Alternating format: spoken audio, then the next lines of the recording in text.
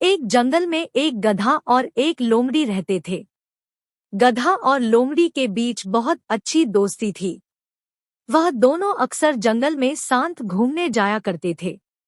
बरसात के मौसम में जंगल में चारों तरफ हरी हरी घास फैली हुई थी, जिससे जंगल बहुत ही सुहाना दिखलाई दे रहा था।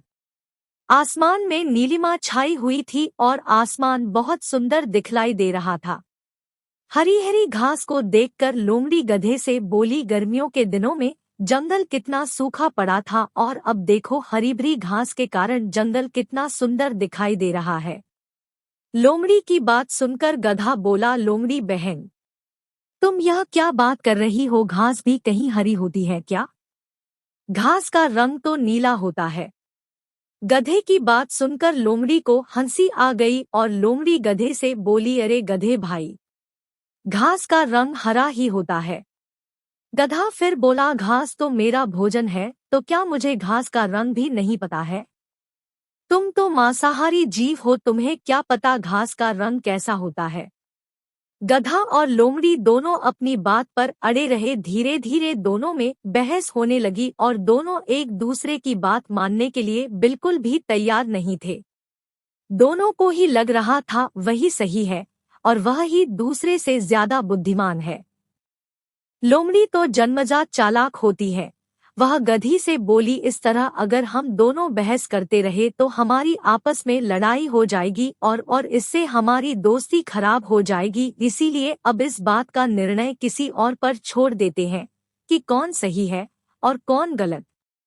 जो सही होगा वही बुद्धिमान माना जाएगा। उसी जंगल में एक बूढ़ा बंदर रहता था। बंदर बहुत ही होशियार और बुद्धिमान था। जंगल के सारे जानवर अपने आपसी विवाद सुलझाने के लिए उसी बंदर के पास जाया करते थे। गधा और लोमड़ी दोनों ने निर्णय लिया कि इस बात का फैसला बंदर पर ही छोड़ देते हैं कि कौन सही है और कौन गलत।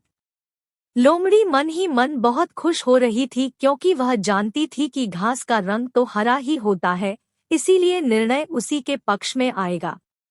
गधा और लोमड़ी दोनों मिलकर बूढ़े बंदर के पास गए और उसे सारी बात बतलाई। लोमड़ी बंदर से बोली, बंदर भाई, आप जो भी निर्णय लेंगे उसे हम दोनों सहर्ष स्वीकार करेंगे। गधे और लोमड़ी की बात बंदर ने बड़े ध्यान से सुनी और अपना निर्णय देते हुए बोला, घास का रंग तो नीला ही होता है, इसीलिए इस विवाद में जीत गधे की ही होगी। बंदर की बात सुनकर गधा तो बहुत खुश हुआ और नाचता गाता वहां से चला गया। किंतु बंदर के इस निर्णय से लोमड़ी को बड़ा आश्चर्य हुआ और निराशा भी हुई। गधे के जाने ही लोमड़ी बंदर से बोली, यह तो आप भी जानते हैं कि घास का रंग तो हरा ही होता है, फिर आपने गधे को विजय घोषित क्यों किया? बूढ़ा बंदर बोला, यह सत्य है कि घास का रंग हरा ही होता है, किंतु तुम तो एक बुद्धिमान प्राणी माने जाते हो और बुद्धिमान होकर एक मूर्ख गधे से वाद विवाद कर रहे हो, इसीलिए बुद्धिमानी के तराजू पर तुम फेल हो जाते हो। लोमड़ी को भी सारी बात समझ में आ गई और वह अपना सा मुंह लेकर वहां से चली गई। गधा और लोमड़ी की इस कहानी से हमें शिक्षा मिलती है कि कभी भी मूर्खों से अनावश्यक वाद विवाद नहीं करना चाहिए, अन्यथा हमें ही बेइज्जत होना पड़ेगा।